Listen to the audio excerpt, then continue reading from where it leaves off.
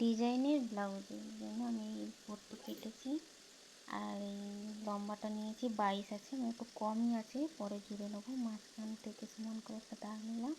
এবার 1.5 ইঞ্চি করে আমি নিয়ে নিয়েছি, যেহেতু আমার কাপড়টা খুব শর্ট, সেই জন্য আমি 1.5 ইঞ্চি করে নিচ্ছি।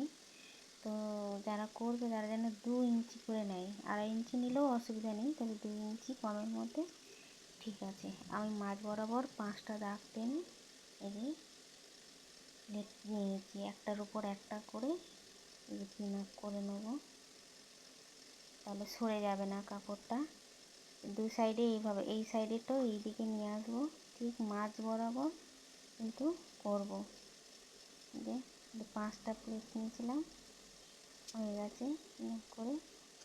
এবার এখানটায় আমি সেলাই করে নেবো, এই ওপরেরগুলো একটু সমান করে নেবো, সমান করে নিয়ে পিন করে নেবো, নইলে সরে যাবে। পরে এটা আমরা ধার দিয়ে সেলাই দিয়ে নেবো। নিচের প্লেটটা করলে ওপরেরটাও ঠিক সমানভাবে একই রকম চলে আসবে। এই পেপার কেটে রেখেছি, উপর বসিয়ে সেলাই করে নেব। ওই যে ভাঁজ করেছি আমি প্লেটটা, সেলাই করে নিলাম। এবার এটাকেও সমান একই রকম করে নিয়ে সাজিয়ে এটাকেও সেলাই করে নেব।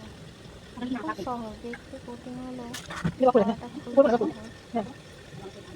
কিন্তু এই কাপড় কম বেশি কম হলে একটু অসুবিধা হয়ে যায়, জোড়া দিতে হয়। আমি সাইড দিয়ে সেলাই করে নিলাম।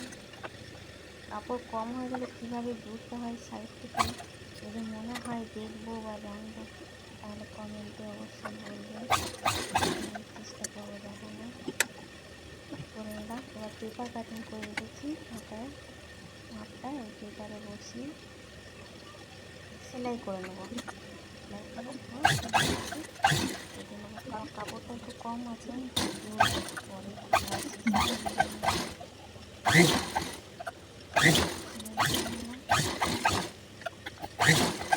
নতুন নতুন হাতার ডিজাইন দেখতে চাইলে অবশ্যই কমেন্ট করবে, আমি চেষ্টা করবো দেখানোর। সমানভাবে করে না, এবার পট্টিটা লাগিয়ে নেব।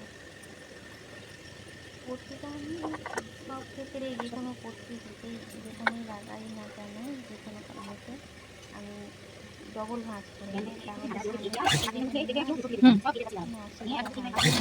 করাই থাকে আর খুব সহজে হয়ে যায়। এক পট্টিতে লাগালে পরিমাণ হয়, যারা নতুন তাদের জন্য একটু লাল দাগ করে নিই, সামনে থেকে সাজিয়ে আরও মোটামুটি ভালোই হয়। উল্টে দিয়ে সেলাই করে নেবো, বাস হয়ে গেল। একটা দেখুন দেখো কত সুন্দর এসেছে।